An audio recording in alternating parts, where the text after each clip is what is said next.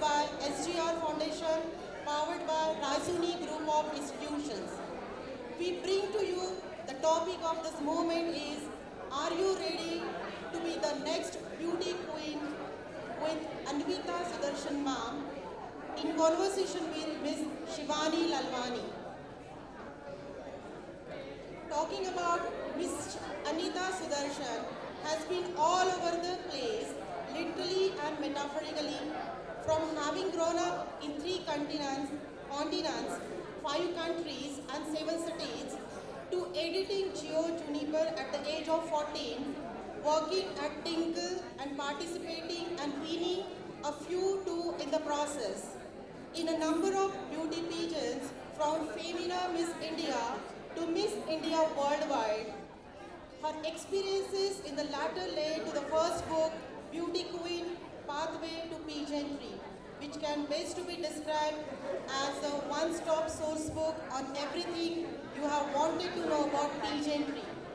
Its meaning, history, inner mechanics, organization, and required preparedness. Today, she co-runs an organic farm and a bookshop in Mysuru, while attempting to pen down a few written words. Miss Shivani Lalwani is a fashion designer by profession. She is stylist as well. Currently, she is working as a production head in designing with Shruti Sanjeti. She is into public relations, mainly with celebrity sourcing. She has previously worked with the celebrity fashion stylist Isha Amin in Mumbai. She is now enhancing herself as a fashion influencer. As the topic is itself very captivating, that can make all of us to dwell into it, forgetting the time frame. So I must appreciate the guest of this session for having accepted and structured this topic into a frame of 40 minutes, exclusive of the audience question hour. I request you to all also note that upcoming sessions in this hall at 3 o'clock on the topic Banyan Hall by Chavi Mittal, Tamarind Hall fostering community empowerment, Mimosa Hall exploring feminism and sexuality in partial socialities, Labram Hall, Arjuna TR and Ashok TR. So with a huge round of applause, I request to our today's guest, Miss Anvita and Miss Shivani ma'am to lead the session forward. Ma'am, please. Hi, Miss Anvita Sudarshan. First of all, I welcome Miss Anvita for this conversation with me, and I would like to have a big round of applause for her book, Who's Gonna Be the Next Beauty Queen. Thank you. First of all, I wanted to ask you, what really inspired you to write this book, since you have been a part of the beauty pageants as well? So you know all the pros and cons and everything. Still, you chose to write this book. That is exactly why I chose to write the book. Okay, so the story starts 10 years ago when I used to do all these beauty pageants. And, contrary to what people would think usually, because the competition is so high and because the stakes are so high with beauty pageants, ultimately the crown basically means you are the brand ambassador for an international brand. So the stakes are high for the organizers, the stakes are high for the competitors, the stakes are high for everyone. That automatically means that you have to go in with a certain amount of preparedness. That means that you have to put in a lot of work on your own. And when you're starting out, you usually have two options. You either go to a coach or you prepare by yourself. Now I had done both. And the issue with both of these approaches is that there's just so many different schools of thought. And when you're entering, you don't know where to begin. It's like giving a book of trigonometry to a first standard student. You're not going to be able to make heads or tails out of it. It's just a load of gibberish. There's lots you need to do before you get to that trigonometry, before you know what sine theta is or cos theta is. So, since I was preparing myself and going through all this information, trying to assimilate it into something that I could use on myself, I felt that perhaps this is something that I can address.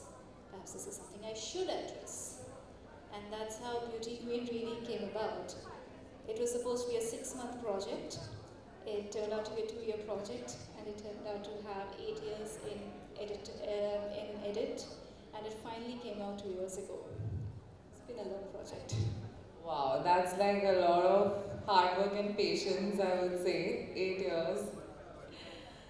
I mean, I read your book and I feel like your book is so inspiring because anybody who wants to go to beauty pageants can simply read your book and prepare themselves, is also is what I read about it. Like, firstly, anybody who wants to take part in beauty pageants, the first thought comes is, oh, I have to hire a coach. But your book exactly tells what you need to do without the need of having a coach, is what I felt. I would digress a little bit from there. What the book does is that provides you with the surface, but it's just the surface. You need to learn how to scratch below the surface. Now,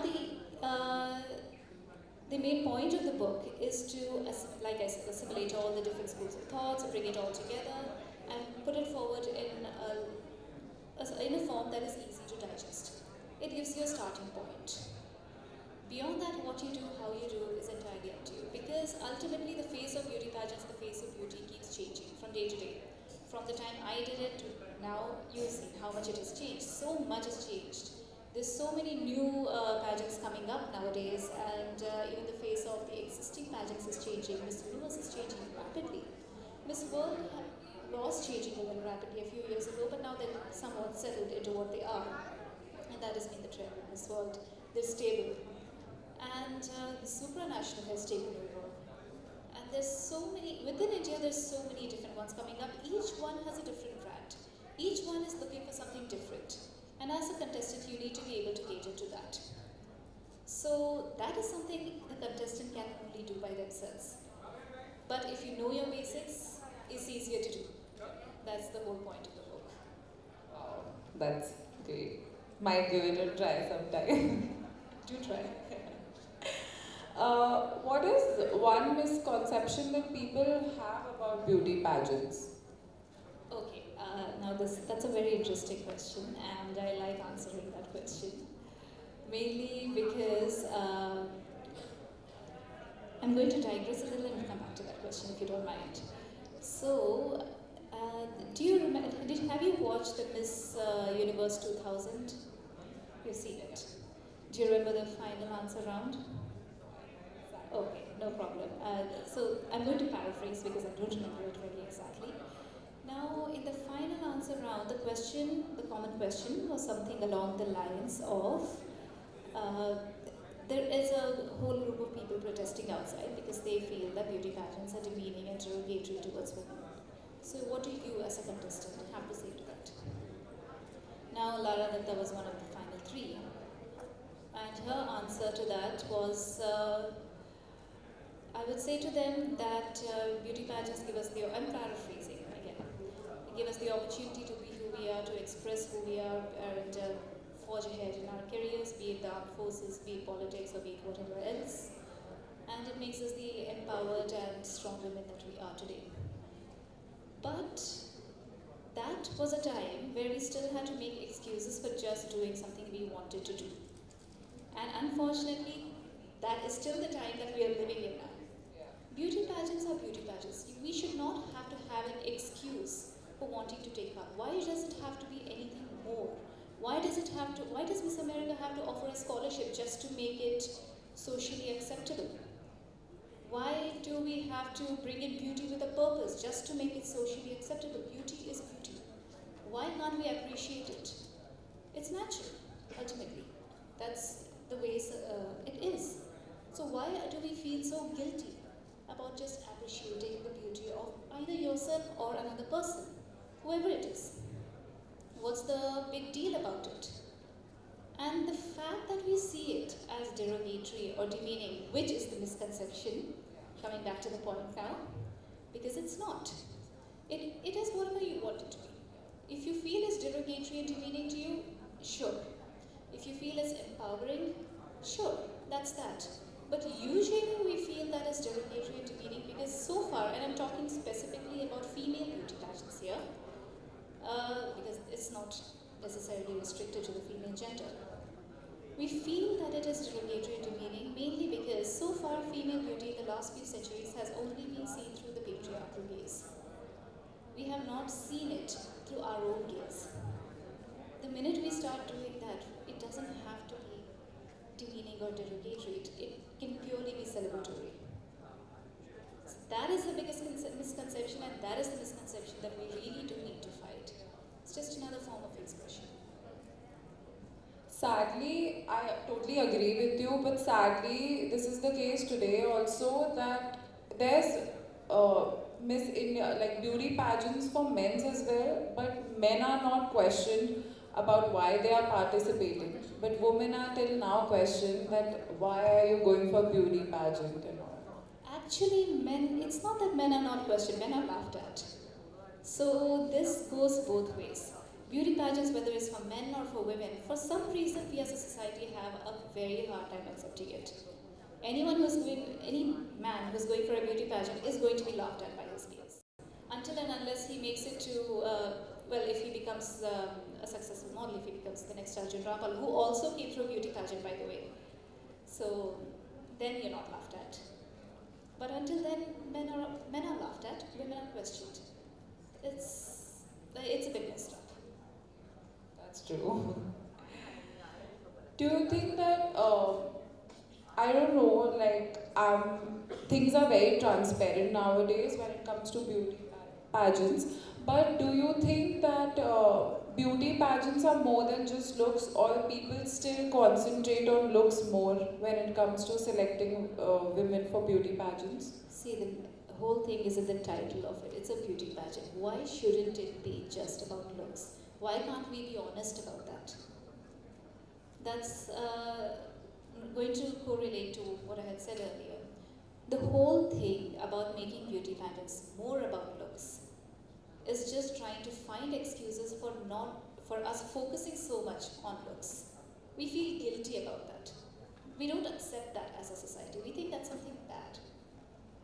But why is it bad? No one is able to really answer that. It's just bad. So why shouldn't a beauty pageant just be about looks? Isn't that more honest? Of course, there are certain things we still need to look at. For example, Miss Universe is a very commercial entity. So whoever does become Miss Universe has to be able to represent the company at an international level. So you have to be able to hold yourself in a certain way. You have to be able to face an audience. You have to be able to talk about certain causes, because that's a brand. But that's not because it's a beauty pageant, that's because it's a brand. And there are certain things that do come along with that. But when you're looking at, like I said, Miss America is actually the best example. In the 70s, they turned Miss America, earlier than that, they turned Miss America into a scholarship pageant. They did a lot of good by doing that, because a lot of women who would not have gotten into universities back then did, through those scholarships. But you're just making an excuse for doing something you just want to do. And which is not harming anyone. That is the imperative thing over here. Is it harming anyone? If it is, absolutely. You should not be doing it. But it's not harming anyone. So why do we feel so guilty about it? Why should it just be about looks? Just like you said that people will try to do anything to demean the beauty pageants because a lot of people feel that it's a waste of time. So, I mean, what are your thoughts on that? If you look at it that way, even painting is a waste of time. If you look at it that way, writing is a waste of time. Doing anything except just surviving is a waste of time. Why do we do all those? We're just trying to do something to express something that comes from within us, right? When you create a piece of art, try to express something. And beautifying one's physicality has actually been the most traditional form of art. The most primitive of societies have expressed themselves through beautifying their own physicality. It's what comes to us most naturally. It's actually probably the most primitive form of art. Yeah. That's true. Like, sadly, I feel we live in a world where people tell you to do what you love and still criticize for when you do what you actually love, is what I feel. That's always there. What do you think, how different are beauty pageants now than it was when you participated? Like, do you think there's any difference, or like it is much better now, it is more transparent now, or like you feel that when you participated, things were much more difficult for you than it is now? It's probably a lot more difficult for women today than it was back then. Mainly because the competition is so much higher. There's so many more girls out there trying to compete, and that just makes it harder. That brings up the standards much higher as well. But apart from that, like anything, our concepts of beauty evolve. How we look at beauty evolves. There are minor things that change, that have changed in the last 10 years. For example, the walk, the pageant walk has changed a huge lot. If you look at it from the 60s, for example, you see women taking tiny steps, and today you're striding along the ramp. But those are little things, those are aesthetic things. At its core, not really. We're still following the same model that we did back then with beauty pageants. Not much has really changed. That said, we might be at a cusp of change. It is very hard to say at this point. You might have heard that Miss Universe is opening up its, well, not borders exactly, but its limitations. It allows transgenders to enter. It now allows married women, women with children. Miss Columbia this year was a married mother, in fact. So those things are changing. The way we see beauty societally is changing, and that is reflecting in beauty pageants as well. A couple of years ago, Miss World did away with their swimsuit pageant, which is actually quite ironic because they started as a swimsuit pageant. Until 76 or something, they used to crown their winners in swimsuits. So that's quite ironic that way. But it's very hard to say right now. Right now, it's still what it used to be. Apart from little aesthetic changes, you have contestants screaming out their country's names rather than saying it now. But those are minor aesthetic changes. That's really not changing the core of the concept. Let's see how it goes. It's very hard to say right now. But then I feel things have been more transparent now. Earlier, they were very much competitive, but not transparent. Nowadays, I feel like, I mean, I may be wrong, but what I have seen is women who are participating in the beauty pageants are much more friendly and less competitive than earlier. I think earlier the aura that women who are participating in beauty pageants and are friendly it used to be very publicly portrayed, but I don't think that was ever true. For example, during, and this is quite relevant now in fact, I don't remember the exact year, but Miss Israel, and this was sometime in the 70s. So Miss Israel, and I think it was Miss Bahrain or something of that sort, because Bahrain is probably the only Arab country that has regularly participated in beauty pageants. Most other Arab countries don't. So they went to the organizers and they said, we are going to room together because we want to show the world that if a Muslim and a Jew can stay together in one room, they can stay together in the world as well. And of course, that's a lot of PR as well. There's a lot of PR involved in that as well. But apart from that, from my personal experience, I've seen that it's usually not the case that if you throw 10 women in a room, that a cat fight breaks out. That's not the case. Usually if you throw 10 women in the room, they end up helping each other. There are bad eggs. There are bad eggs everywhere. It doesn't matter what gender you are, there are bad eggs. But it's never been that the competition is so much that you turn on each other. In fact, beauty pageants they tend to isolate you so much from the outside world that for those 2 weeks or for that 1 month that you're with the pageant, a lot of the times you're not even allowed contact with the outside world. So the people that you have around you, which are the other contestants and the organizers, become your family. You depend on them, emotionally, mentally, everything. You depend on them and they depend on you. So I don't think there's ever been the case that beauty pageants have had so much competition that people have turned on each other. That's something that movies love to show, but it's not exactly the reality. There have been cases, but it's not generally the case. mean, with what you told us, it is so different than what people portray. Like, there are so many misconceptions when it comes to beauty pageants, like, you're clearing them now. Like, before this, even I had misconceptions that, oh, beauty pageants are so competitive, they are this, they are that. So, thank you for breaking all those misconceptions for us. Like you said that female women actually lift up each other, and this is what we, as far as I remember, last Miss World is what we witnessed.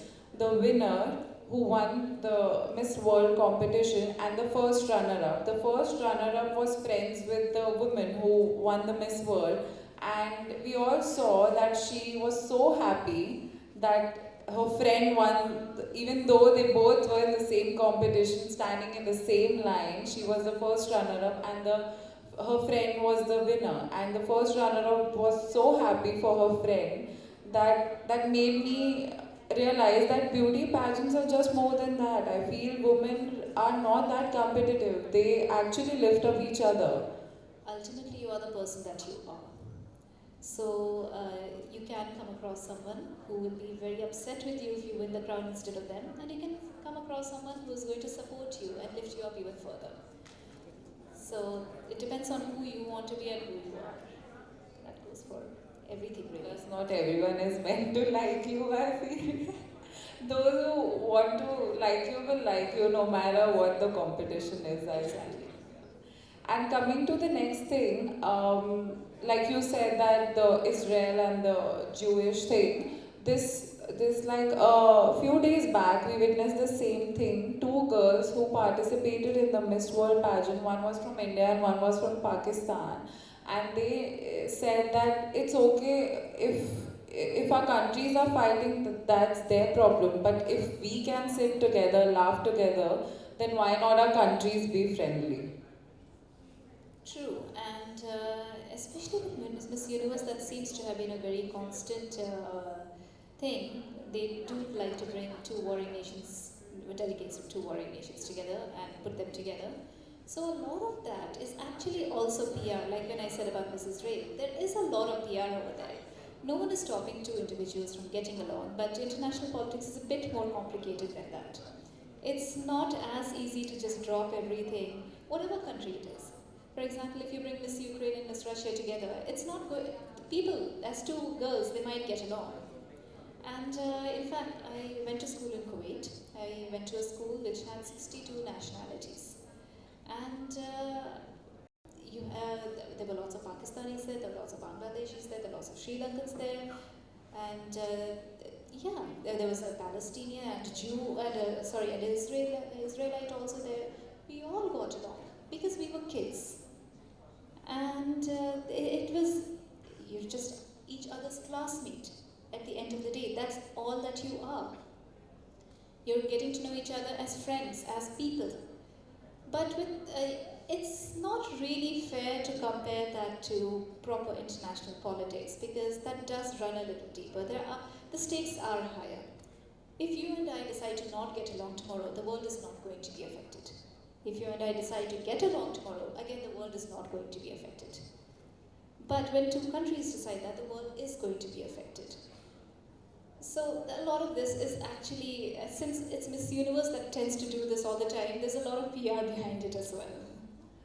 But I feel it's a good thing also to promote this at that level because everybody's watching. So I feel like if they are promoting something good on television, even if it's a PR, then that's not wrong, I feel. Absolutely, it's absolutely very good to promote that.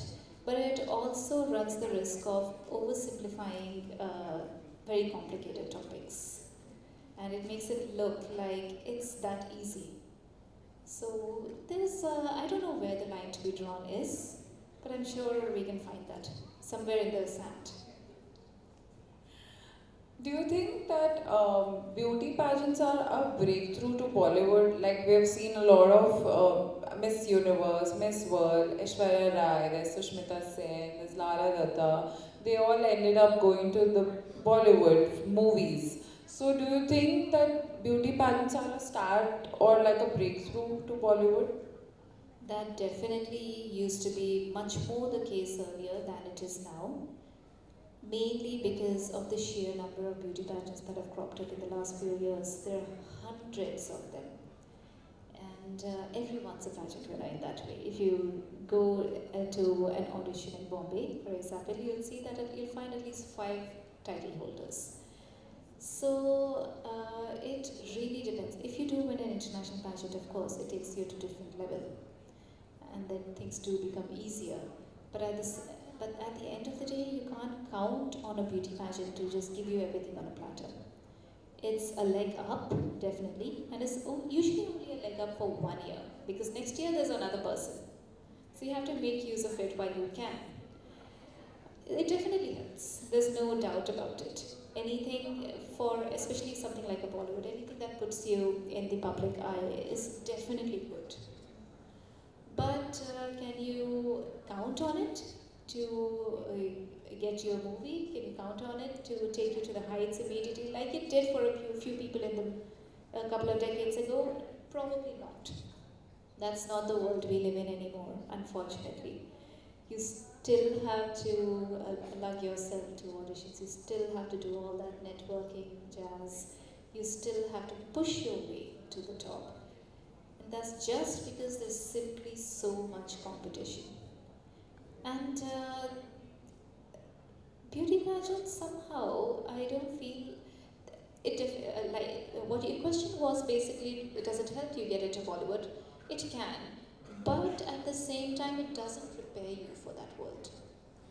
So you can't count on that to prepare you for the world that you're entering, because the world that you'll be entering, the world of acting, the world of movies, that's a completely different world. It functions in a completely different way. Beauty pageants prepare you for something completely different. They prepare you to be able to hold your own with the highest dignitaries in the world, because again, as a brand ambassador, that's what you're expected to do. They take you to the top in that sense, and they immediately drop you as well. The next year, you're done. There's someone else. There's a new gunslinger in town. But they will not prepare you to get into the entertainment industry. That's also probably why so many women have actually not gone down the entertainment route. There was, I think she was in the 80s, Miss Venezuela, who again became Miss Universe. She ran for president in the 90s, and she lost, of course. But again, I'm not saying beauty pageants prepared her for that. But I'm just saying that it's not beauty pageants that made that happen, for example. Similarly, it's not a beauty pageant that's going to bring you to the top of Instagram or the top, or it's not going to get you a Yash Raj film. It's the person who has to make that happen. Can it put you in the public light? That will help you be seen? Definitely, that it can do. But that's all it can do. Definitely, because I feel there's a difference between modeling and acting. That is why people take classes and join acting schools for Bollywood. Like, modeling is totally different. You're taught how to walk and all that, but of course not acting. But I feel there are so many things apart from Bollywood and acting that you can do. Like you, I read about you. You've done so many things apart, like you never wanted to enter Bollywood. Like, you have done a lot of things apart from Bollywood. You wrote a book, you became an author, you worked at various places. So you never thought of entering Bollywood after the beauty pageant? There was a time I wanted to. In fact, the reason I got into beauty pageants was that because in high school, I was in a British school. I did my A levels in drama and theatre studies. And I was enamored by the world of drama and theatre. So I obviously wanted to do something better further in that. That's the main reason I was in Mumbai. And but at the same time, for me personally, like we were discussing backstage, turns out that Mumbai is not the place for me. I don't like the city enough to pursue what I thought was a dream of mine. So yes, and life is something that just takes you down a different line sometimes. You really don't know what you're going to do tomorrow ultimately. You might think you do, but it might just push you down extreme. So yes, to answer the question, there was a time I did, but I don't think I like that dream as much as I like my quality of life. And pursuing that dream demands a lot of sacrifices that I'm not willing to make. That's the answer to that. That's so great that, but people, think that she's entering beauty pageants, she's won, now she'll directly go to Bollywood and everything. But you actually are an inspiration to tell people that there are a lot of things that you can do besides entering Bollywood after a beauty pageant. I mean, I feel like you can actually put your title, your fame, your energy into much more than just entering Bollywood. And so many women have. For example, Miss India 1966, Rita Faria, she was the first ever Miss India to become Miss Universe. She didn't enter Bollywood. She became a doctor because that's what she wanted to do. The pageant was just another thing that she wanted to do, and so she did it. And ultimately, that should be the attitude you enter the pageant with. Not necessarily the attitude you enter your career with, unless you're making pageants your career. Definitely should be the attitude you enter your pageant with, though. So basically, that's some people's passion as well to not miss out on anything in their life so they don't have regrets. And then I feel they can use that fame and everything to a good purpose apart from Bollywood, is what I feel. Absolutely.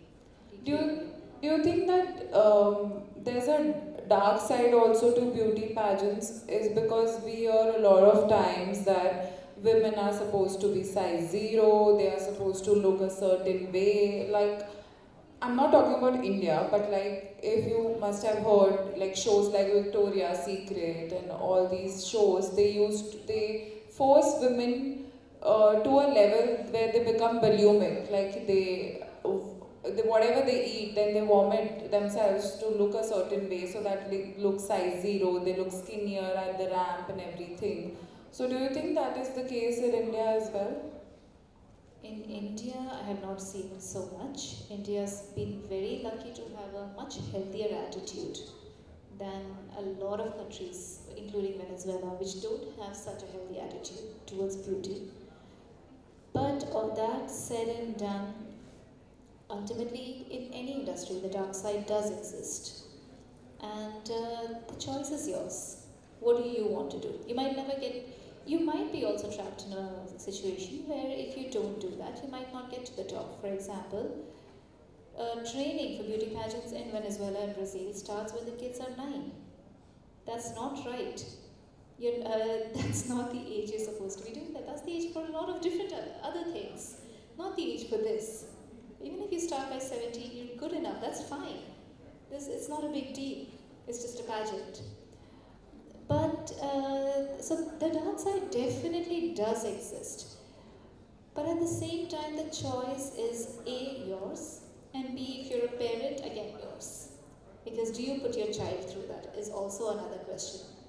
A lot of parents are willing to put their children through such things.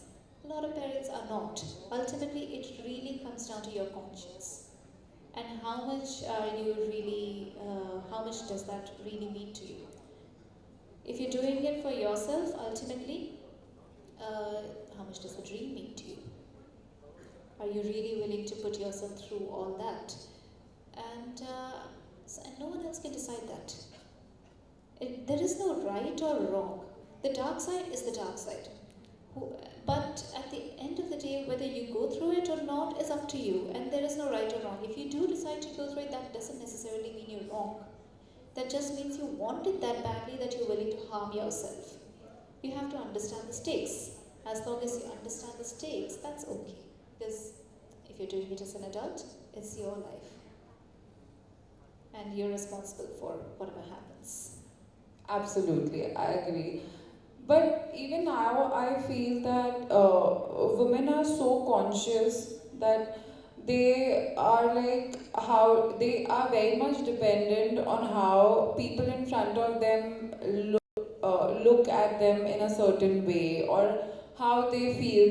Women are still not comfortable in their own skin. Like they want to look a certain way. They want to look skinnier all the time. So do you think beauty pageants to be blamed for that, or are beauty pageants signaling a wrong way of how women should look? Even if beauty pageants stop, there's always going to be that one person in the neighborhood who's better than everyone else. And you are going to compare yourself to that one person. What you do with that comparison is entirely up to you. And in that sense, not just women, men, children, well, not children, but women and men, we do need to do a lot of growing up. It's, you can't look at something and say, oh, I am not that, so I am not good enough. And unfortunately, that's also the way our brain works sometimes, but we do have to take responsibility for that. You can't blame the other thing for that, because that other thing is always going to be there. It might be there in a large scale, or it might be there in a small scale. There's always going to be something else that you compare yourself to. There's always going to be someone else who's better than you. There's always going to be someone else who's doing better in life than you, who's more successful. And if you spend your life just comparing yourself to that, then what life are you leading? When are you going to focus on your own life in that case? You're focusing so much on someone else's life. When are you going to start focusing on your own? So that is a change in attitude that we need to see as a society. We need to stop focusing so much on everything out there and look at what we are, who we want to be. Because ultimately, if you reach the optimum of yourself, isn't that, in a sense, success as well? And who knows where that will take you? You never know. That's so true. I absolutely agree with you. But sadly, even today, after people promote self-love, you should be happy in your own thing. But still, sadly, there are so many, not women, but even girls who are in a competition to look better than the others and not love themselves. See, when it comes to kids, kids are always going to emulate what they see their adults do around them. So the onus is on the adults around to change themselves. You cannot expect that the entire world will change for you. That is never going to happen. The world will change, but the world will change over generations. And if you have a child around you, if you have someone of an impressionable age around you, it's our duty as adults to live up to the best that we can, to emulate the model that we want to portray, so that they can also emulate it. So you can't blame the world for something that we all are doing as adults, and ultimately children are just copying us. That's absolutely true. But did you ever experience something like that when you were participating, like, oh, this girl or this woman is much better, or this might be the reason she is at that place? Or did you ever feel that insecurity looking at someone? I'm sure you are yourself so beautiful, Thank you. but then did you ever feel that need? Of course, because that's natural. When you're even when you're studying so hard for an exam, on the day of the exam you think, oh no, someone else has done better than me, right? That's always the case. But you have to have the tools within you to be able to overcome that, because in that moment what you really need to do is perform. And you need to perform to the best of your own ability. You can't perform to the best of someone else's ability. And there's always going to be something that makes you feel a little insecure. For example, in Femina, so we had all these experts come in and see if the skin needed any attention, if your hair needed any attention, or if any other thing, if your walk needed any attention. And we had this skin expert come in, a lady called Dr. Jamana Pai, and she was just looking all of us over. And then she noticed that I have a small bump on my nose over here. Then she said, oh, you have a tiny bump over here. Then in the next breath, she said that it doesn't matter, if you do go to the international pageant, we can just give you a nose job. I had never noticed this bump on my nose before that. That day, I went back to the room and I'm just staring at myself from every single angle, trying to see, do I really have a bump over here? But that's always going to be there. The next day, you just have to buck up and do your thing. And ultimately, if it does come to the nose job, you have the ability to say yes or no. It's a free country. No one's going to chain you up and take you and do something that you don't want to do. You might not get the crown, but if that's the price you have to pay, that's the price you have to pay. Oh my god, a nose job, yeah. It really gets to you sometimes because I feel like in women that's inbuilt, even if somebody points like a tiny thing that, oh, this is not right with you, this doesn't look good on you, and you get so conscious. But sadly, it's the same thing today also, which needs to change, I feel. To an extent it might, but I don't think it'll change all the way. Because again, that's human nature. There's always going to be someone better. There's always someone who's going to love showing off that they're better even if they're not. So that's just life. We just have to learn how to deal with it. True. Do you think that beauty pageants promote, this is a very big word to use, but nowadays we don't see the thing that beauty pageants only take girls who are fair. So do you think that beauty pageants promote racism like earlier if we would have seen? There are a lot of beauty pageants who wouldn't take girls who were dark, like who were not fair. Nowadays we do see that, of course. There's a lot of girls of all types of colors. They don't differentiate. But do you think that was the case earlier? Well, it's a very paradoxical question actually, because yes, beauty pageants in India used to take in girls who are fairer until they realized that the winners are not very fair. Venezuela has always had the highest number of beauty pageant winners, and they are not fair people. They are brown skinned. So then Femina started choosing, especially Femina, because Femina is the one that sits to the big four beauty pageants. And they do have a bit of a monopoly in this country right now. They started choosing girls who are a bit darker and have more of a South American build. That's not because they suddenly realized that, oh, we're wrong, we're being racist. No, they just want to get the crown. And even today, if you look at the international pageants, because this racism is not just in national pageants, the national pageants are just catering to an international demand. And if you look at international pageants, if you look at the winners from the eastern countries, they look Caucasian. I've only seen one Miss Philippines in the last 5 years who actually looks Eastern. Everyone else looks Caucasian. And they have done beautifully. It works. It really works. They get to the top 10 every year. And Miss Thailand also gets to the top 10 every year. I have not seen a single Miss Thailand in the last 5 years who looks Thai. They all look European. So the racism does exist. The racism against dark skin has gone down because of a lot of things, because of a lot of movement, especially Black Lives Matter and whatnot. But the racism in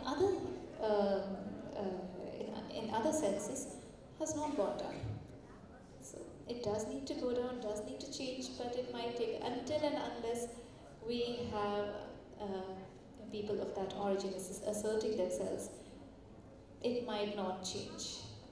Let's see how that goes. We have a Thai woman running Miss Universe now, so hopefully it might change. I agree. At such a platform, I feel beauty pageants should promote all things like when it comes to racism and all. They should stop. I feel because somebody is going to be the face of country. Why not, make women or help women feel that they can also one day participate and become one. That's what I feel. Absolutely. That comes to the next question is today we have made like few days back, if you would have seen, there was a woman who was a plus size model and she participated in the beauty pageant. So do you think that it took us this much time, like the year 2023, to come to a platform where plus size models are also invited? Like, why wasn't that case earlier? It was the case earlier. There have always been plus size models at beauty pageants because international beauty pageants especially don't have such stringent limitations on height and size, etc. It's the national beauty pageants that have that. You can participate in a Miss World or Miss Supranational even if you're 5'1", but you can't participate in Miss India if you're below 5'7". So it's the national pageants that place all these restrictions. In 2002, maybe, I don't don't remember the year, but the year Neha Dhupia was participating. By the time she went to Miss Universe, she had actually put on quite a bit of weight. And she was in the top 10. It didn't stop her from getting into the top 10. So that's one area in which beauty pageants have always been more inclusive. But ultimately, the traditional sense of beauty, the way we see beauty, always wins out. Because that's the way we see beauty. That's true. Let's get to the audience, I think, for some interaction. I think we have done enough interaction. Now let's get to the audience. Audience, any questions, any conversation you want to have, Miss Anvita?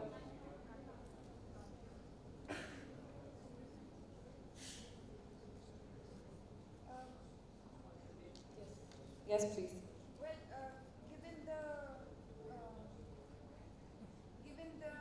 scenario today where we are more body positive and more okay with all forms and sizes of beauty, and we appreciate people's personality more than their physical features, do you think this pageant culture will continue in the future? Do you not think this would one day then not be as important? And what do you think will people of the future look back to pageants and think about it? Uh, can I ask you a reverse question for that? What, in your definition, is a beauty pageant? I feel like it is trying to dumb women down by just comparing them with like against their physical features, and but then also being contradictory and talking about body positivity. So like when we talk about Mr. Universe specifically, it is a bodybuilding contest. But then it is very confusing, and it is very, so in the end we don't give them a cup or we crown them, and it feels very odd these days. Fair enough, but when you see someone who's attractive passing on the street, do you or do you not notice? So they should be. No, it's just a simple question, a conversational question. Would you notice someone attractive passing you on the street? You would, right? So, my whole stance on this is, what is wrong with just a showcasing of that? What is wrong with the whole scenario is we think of it as trying to dumb someone down. But no one can dump us down if we don't let them. That is in our hands. If I'm dumb, I'm dumb, I'm sorry. But if I'm not dumb, then I'm not dumb. That's not in anyone in this room's hands. And that goes for any beauty pageant contestant as well, or for the beauty pageant itself. The ability to dump yourself down only lies in that one person's hands. There is no way a beauty pageant can ever do that. Ultimately, what we have to evolve to see beauty pageants as nothing but a celebration of beauty, because that's the only healthy way of doing it. And if we can do that, then we're fine. But if we keep talking about how it's dumbing us down, then we'll keep seeing that in the beauty pageants that come up in the future as well. And in that case, beauty pageants will not survive, and that's also fine. Because that ultimately would be the circle of life for that particular beauty pageant. But beauty is a very intrinsic part of human nature and human physicality. It's not something we can just do away with. And as long as that exists, we will continue as a species. We will continue to notice it, to appreciate it, to play politics with it. We will continue to do that. So why can't we just celebrate it? That's my whole stance on that.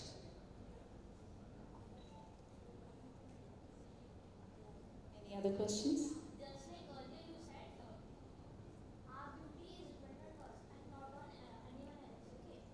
And what about we ourselves compare ourselves to others? Maybe in our eyes they are poor at it. So how do you deal with it, or how do you accept it as we are? So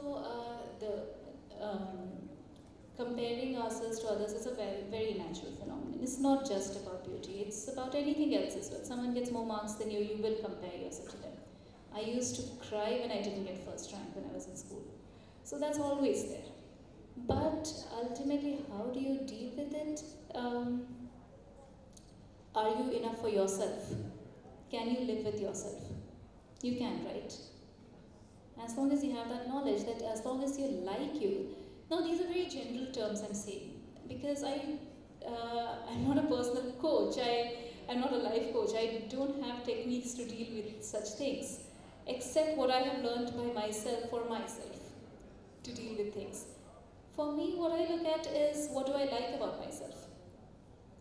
Can I live with that? What do I not like about myself? Can I live with it? If I can live with what I don't like about myself, then that's good. If I can't live with what I don't like about myself, then I need to change that. But to what extent can I change that? If I can't change that beyond a certain point, can I accept that? If I can't accept that, can I learn how to accept that? That's the whole game, and it's a long game. So you had a question? Thank you.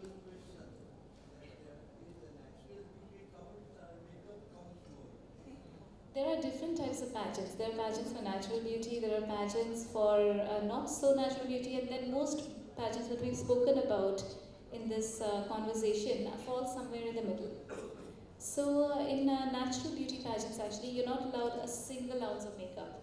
You have to go barefaced. You're not allowed any surgical enhancements. But there are beauties which would not run without surgical enhancements and without a ton of makeup on your face and a lot of hairdos. I don't remember the technical term of those kind of beauty pageants, but that's another. Unfortunately, natural beauties are in not quite the majority. There are very few, and they seem to be running out as well. And then there are your enhanced beauty pageants as well, which also are thankfully not a lot. Most beauty pageants fall somewhere in the middle. You have to have a bit of natural, you have to have a bit of the other.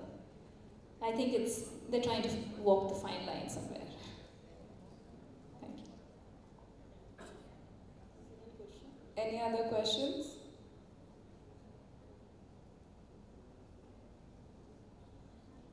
Thank you so much, everyone. Thank you, speakers, for this impressive sessions. And my keynotes on this sessions are: beauty pageant is a path that involves not only physical appearance but also talent, charisma, and personal growth. And the journey allows individuals to enhance their unique qualities and make a positive impact in the world around them. Thank you so much for triggering us on a deeper thoughts on this topic. Thank you so much, everyone, for giving us your attentive, what is called as, you were really attentive for this session. We will shortly meet you soon. Till then, thank you so much. Have a nice day. I would like to thank Ms. Anvita for her presence that she graced us with and all the things that she told us about the beauty pageants and breaking all the misconceptions and the norms. Thank you. Thank you. It was